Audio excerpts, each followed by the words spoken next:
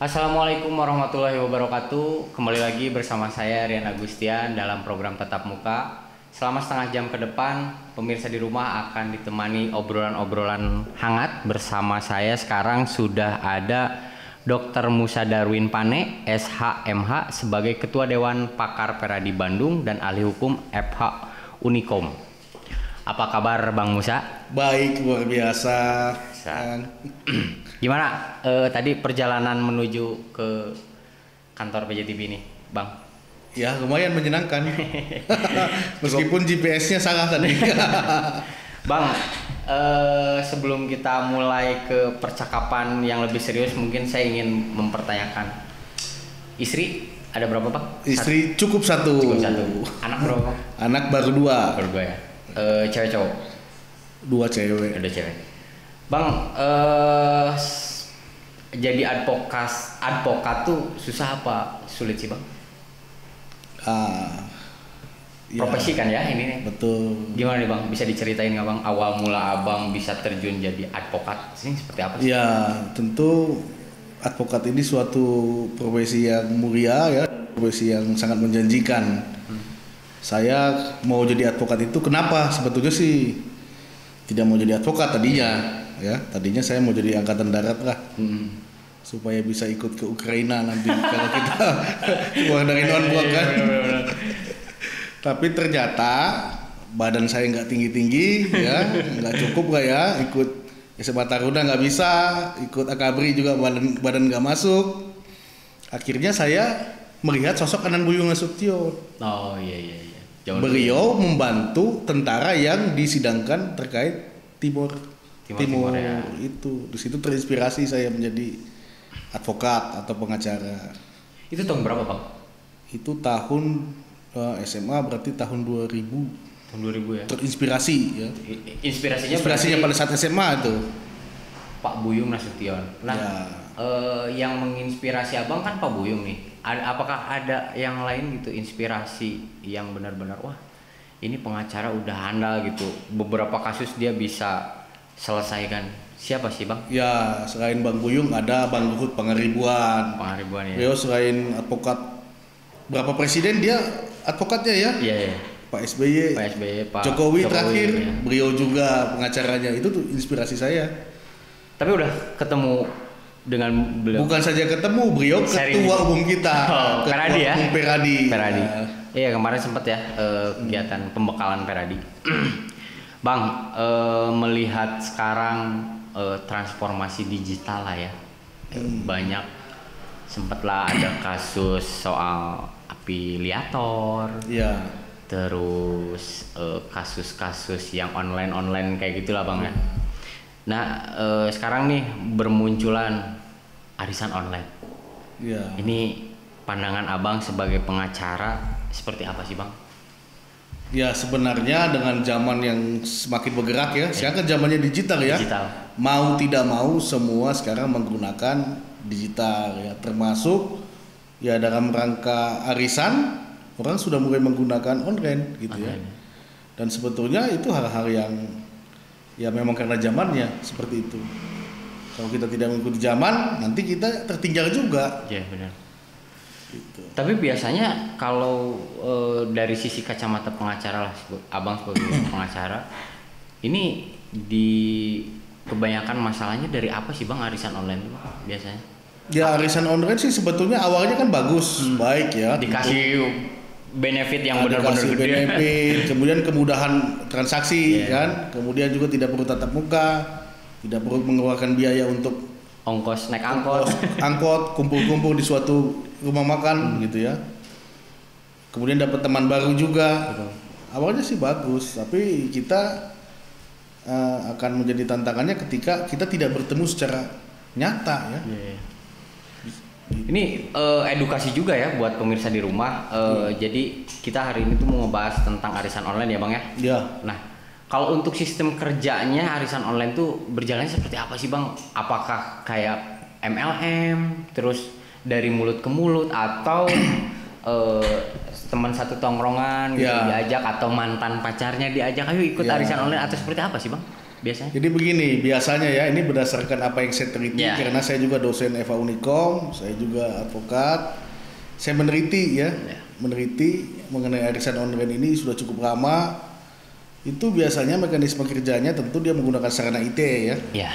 Mengumpulkannya mengikuti pertemanan di sosial media. Betul. Sebut saja IG dan yang banyak itu Twitter, Facebook, Twitter ya. Di situ mereka saling berkenalan. Kemudian biasanya ya justru orang yang tergabung dalam arisan online ini yang tidak ada pekerjaan biasanya, ibu rumah tangga sering sekali. Betul. Ya. Akhirnya dia tertarik untuk mengikuti arisan online ini dan dapat teman baru. Di situ juga ada penawaran-penawaran lelang arisannya, siapa yang duluan dapat profit apa dan sebagainya ya. Seperti itu mekanismenya. Kemudian nanti ditentukan anggotanya berapa, disepakati slot pertama misalkan yang ngambil dapat berapa ya kan, benefitnya berapa atau ada hadiah apa. Itu disepakati dalam satu grup dan biasanya grup ini dibuat dalam halaman-halaman. Di Facebook, halaman Facebooknya ya dibikin grup khusus arisan dan memang sangat tertutup gitu untuk grup tersebut. Jadi harus ikut dulu admin ya. Ikut admin di salah satu Facebook dan sebagainya ya. Terus apa keuntungannya sih Bang dari arisan online? Karena kan jika ngelihat misalkan kita ikut arisan, kalau yang biasa ya ibu-ibu, mama kayak gitu kan ada arisan. Kalau mau menjelang Idul Fitri arisannya beras atau daging sapi lah. Nah kalau untuk yang arisan online ini apa sih Bang? Dari kacamata Abang hasil riset lah. Ya arisan online ini enaknya begini, misalkan kita nggak ngambil pertama, kedua, ketiga, keempat atau ngambil terakhir ya. Itu kita besar sekali dapatnya. Karena ketika ada orang yang mengambil pertama, kedua, ketiga dan keempat, dia harus bayar. Kepada penyelenggara. Sebut saja misalkan kalau dia arisannya 10 juta ya kan, dia mau dapat pertama dia bayar 11 juta. Nah yang sejuta ini masuk ke sebagian ke admin penyelenggara, sebagian lagi nanti dikumpulkan untuk pemenang terakhir. Apa nggak jadi besar kalau arisannya nanti 10 juta kita bisa dapat misalkan 90 juta. Iya benar. Apa nggak menggiurkan itu? Nah yang jadi pertanyaan saya nih Bang, ketika katakanlah si Am berhasil mendapatkan arisan gitu ya, dengan nominal jadinya 90 juta. Nah, yang lainnya gimana nih Bang? Kan dia yang pertama yang si A udah dapat nih 90 juta, terus yang B-nya belum dapat. Tiba-tiba yang si A-nya kabur, ini gimana nih Bang? Nah, ini memang biasanya tidak langsung kabur. Biasanya dia bikin arisan baru lagi. Member lagi gitu ya. Nanti bisa dioper ke kebukaan yang baru. Jadi tumpang tindih.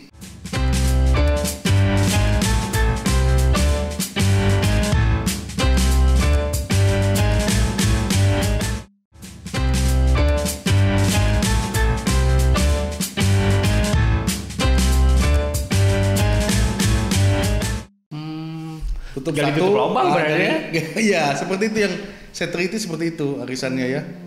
Jadi terus menerus nanti sampai pada akhirnya kan perputaran itu tidak akan lancar ya. Iya, benar. Ini sudah gejolak dan bisa jadi penyelenggara ini kabur, mengganti akun. Ya ganti nomor lah. Ganti nomor, susah dihubungi ya. Benar. Kayak sempat kemarin di Polresta Bandung ada yang ibu-ibu bikin bukan arisan ya. Minyak kelapa ya, yang sekarang lagi hit gitu. Dia awalnya bagus, tahu-taunya kesini-kesininya, tiba-tiba banyak lah korban-korban yang melaporkan. Nah ini dari sisi Abang dari hukum gitu ya, ngelihat hal seperti itu seperti apa kan sih Bang? Biar ada efek jeraknya lah gitu bagi yang ngajak bikin member inilah, member itulah. Ini harus seperti apa sih Bang? Ya sebenarnya untuk mengajak bersilaturahmi itu kan bagus ya. Terus juga bagaimana kita memanfaatkan uang yang ada diputar kepada teman-teman di arisan itu bagus. Kalau itu berjalan dengan baik ya, dengan niatan baik. Tapi pada umumnya sekarang justru cara bagaimana untuk mendapatkan uang sebanyak-banyaknya. Gitu. Ini yang kita khawatirkan. Ibu-ibu sekarang kan tertarik dengan diskon, hadiah dan sebagainya ya. Sehingga kelihatannya enak, nanti begitu terakhirnya nggak dapat apa-apa gitu. Oke, Bang, sebelum lebih lanjut lagi nih, jadi Bang Dokter Musa Darwin Pane SHMH ini dulunya sebagai ketua Peradi ya Bang ya? Tahun 17 sampai 2021. Ini Bang, saya pengen nanya nih, ini kan organisasi ya Peradi itu? Iya. Selama Abang menjabat sebagai ketua Peradi di Kota Bandung ya? Iya, betul. Ini seperti apa nih Bang? Bisa diceritain nggak Bang? Ya tentu sangat membahagiakan ya. Kita banyak sekali saudara, banyak juga diundang oleh instansi pemerintahan ataupun swasta ya. Sebagai ketua kita prestisinya sangat tinggi justru ya. Apalagi kita memimpin para advokat yang sangat sulit untuk dipimpin ya. Benar. Ya kan, sangat sulit. Ini prestisinya sangat tinggi ya. Benar.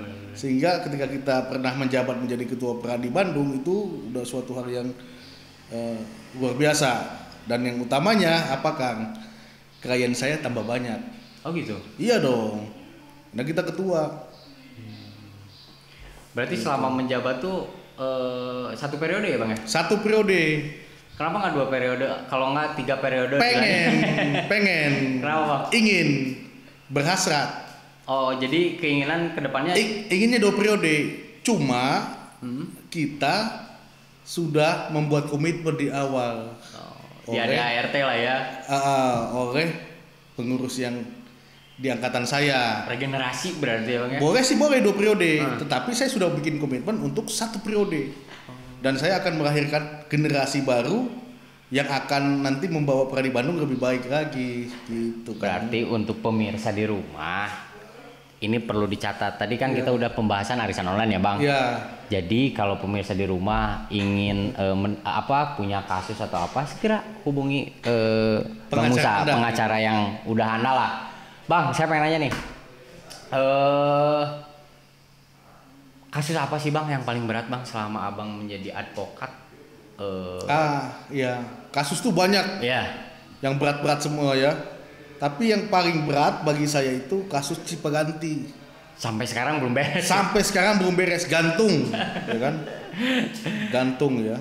Jadi gimana Bang itu kasus yang sebelumnya kalau misalkan Abang, aduh ini kayaknya udah stuck gitu. Apakah Abang harus healing dulu, itu liburan atau apa gitu Bang? Ya itu harus. Kita sebagai advokat pengacara kalau nggak ada masa jeda untuk liburan dan sebagainya bisa stroke kan? Bener. Bisa stroke ya. Ya kalau nggak stroke ya tewas ya. Ya bener. Bang Musa Darwin Pane, saya ingin nanya nih. Kisah asmara Bang dengan sang istri. Iya. Ini seperti apa sih Bang awal mula pertemuan Abang dengan istri dan bisa mendapatkan 2 buah hati? Iya. Saya itu dulu waktu zaman SMA, kuliah tentu kita banyak kawan lah ya, kawan perempuan dan sebagainya. Ya itu masa-masa kisah kita lah. Ya. Tapi saya fokus S2 S3 kan. S2-nya di mana Bang? Saya di 17 Agustus Jakarta. S2. Kemudian S3 saya ngambil di Unpas, saya fokus. Jadi saya tidak kemana-mana ya, tidak terlalu banyak. Dan jadi, kemudian pendidikan aja gitu. Pendidikan. Setelah saya mau selesai S3, saya ambil istri. Yang masih sangat muda, beda 11 tahun. Jadi usianya berapa istri sekarang? Istri usianya ya masih 25 atau 26 ya, saya lupa ini. Luar biasa. Pokoknya beda 11 tahun. Saya nggak tahu ini. Gimana saya nanti nanya, Bang anaknya usianya berapa? Jangan lupa nama anaknya. Anak kita, ya anak baru 2 kan. Anak baru 2. Jadi saya ambil yang baru tamat bidan, saya ambil jadi istri saya. Jadi betul-betul fresh. Dan hanya perkenalan itu hanya sekitar 3 bulan itu hanya chatting aja. Ketemu di sosial media? Dipertemukan sih sama adik 1 kali. Jadi ada macomblangnya ya? Dari Sumatera Utara kan. Setelah itu saya ke Bandung main chat-chatan lah. Istri asli orang? Sumatera Utara. Orang Sumatera? Sibolga. Tapi beda marga kan? Beda, beliau Nenggolan. Abang Pane ya? Pane Sitorus. Oke. Dikaruniai 2 orang anak. Tahun berapa nih Bang anak lahir? Anak. Biasanya seorang ayah tuh nggak tahu yang namanya lahir. Saya aja anak kayaknya lupa sih.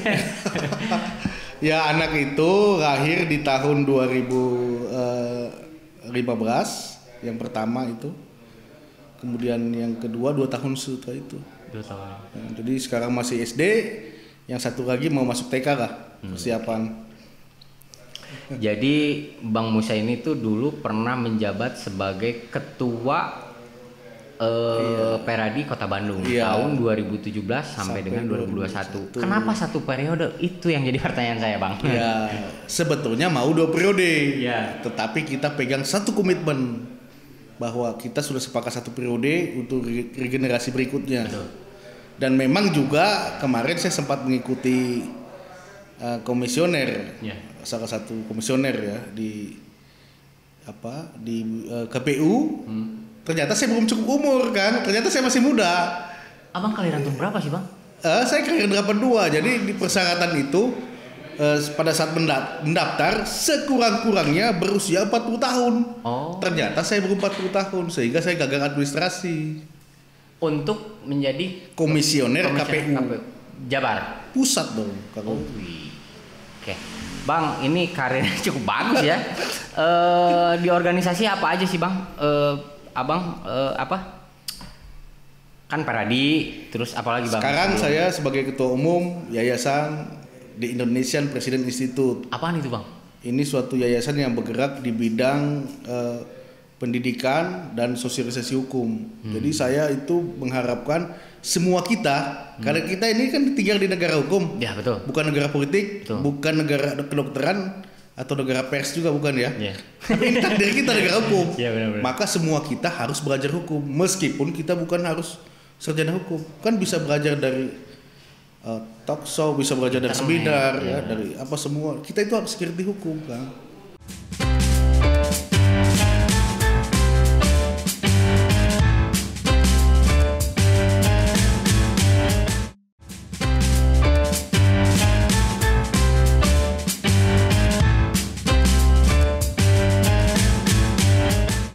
Kalau kita mau tinggal di negara hukum dan eksis, kita harus paham hukum. Makanya saya bikin gerakan dan yayasan ini untuk bergerak di bidang hukum, pendidikan hukum, sosialisasi hukum, talk show hukum.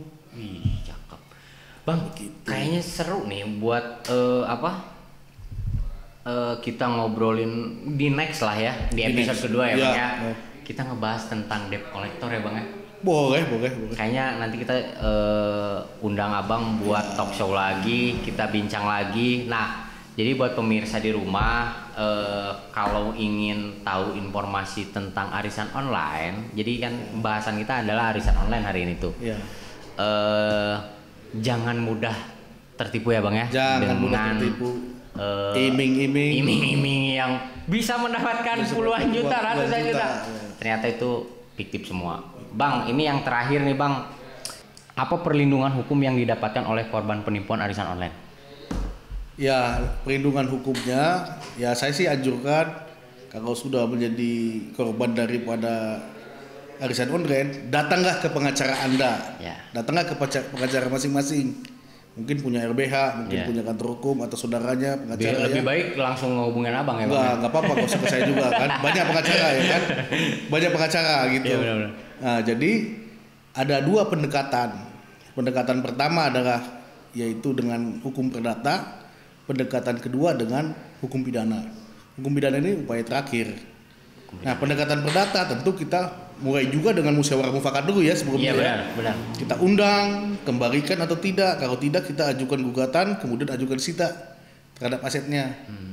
Nah, kalau ini juga tidak bisa atau kesulitan ditempuh, kita pakai jalur pidana. Kita laporkan aja penipuan dan undang-undang ITE, ya. Jadi gitu. Aset-aset yang dimiliki, contohnya lah misalkan si DS ini ya, Bang. Iya. Semua asetnya diambil. Ini seperti apa nih, Bang? Memang peruntukannya seperti itu atau seperti apa? Ya, pada asasnya kan setiap hasil kejahatan harus dimusnahkan atau enggak dirampas untuk negara. Betul. Ya, kalau yang terjadi ya dilelang nanti uangnya untuk kas negara. Bang, ini apa hukuman yang didapat dari penipu arisan online, Bang? Penipuannya dari arisan online itu apa sih hukuman yang pasnya gitu? Kan karena dia menyediakan kan ya, menyediakan situsnya, terus ajak orang untuk ikut gitu. Nah, ini hukumannya seperti apa sih Bang? Yang cocoknya misalkan kan karena kan pihak polisian menunggu kan, menunggu hasil dari laporan dari yang korban. Nah, ini gimana nih Bang? Jadi di dalam KUHP ya ada pasal 378 itu ancamannya 4 tahun. Itu bisa digunakan, atau juga pasal 28 dan junto pasal 45A Undang-Undang ITE. Undang-Undang ITE. Itu berkaitan dengan penipuan berbasis online. Ya, itu ancamannya 6 tahun ya, dan juga bisa ditambah denda juga sampai dengan 6 miliar. Nah, polisi bisa pakai itu untuk menegakkan hukum pidana apabila ternyata tidak ada etikat baik ya daripada si penyelenggara arisan untuk mengembalikan hak-hak daripada anggota arisan tersebut. Bang, abang sebagai pengacara nih Bang, kasih himbauan lah untuk pemirsa di rumah agar tidak tertipu dengan arisan online atau afiliasi. Ya, untuk pemirsa semua ya, tetaplah bekerja dan berkarya ya dalam segala hal, termasuk dalam kegiatan digital. Tetapi 3 hal ya. Pertama, taat asas, taat etika, dan taat hukum. Ketika sudah Anda jalankan itu semua, saya yakin bisa selamat dari ancaman hukum. Oke Bang, ternyata kita sudah ada di penghujung acara Bang. Berhubung floor directornya tadi udah ngangkatin papan tulis, saya harus mempromosikan ini Glow Up. Glow Up ini tuh minuman serbuk rasa persik. Ini yang putih itu untuk mencerahkan kulit, dan ini yang hijau untuk melangsingkan. Jadi ini bahan dasarnya. Abang kan perut buncit Bang. Cocok Bang kayaknya buat abang Bang. Glow Up ini. Mudah-mudahan bisa agak langsing kayak Ariel Noah lah ya. Wah, mantap sekali itu. Bang, kita akhiri saja perbincangan hari ini Bang di program Tatap Muka. Mudah-mudahan perbincangan tadi bisa mengedukasi untuk pemirsa di rumah. Saya Rian Agustian dan Dr. Musa Darwin Pane SHMH pamit undur diri. Wassalamualaikum warahmatullahi wabarakatuh.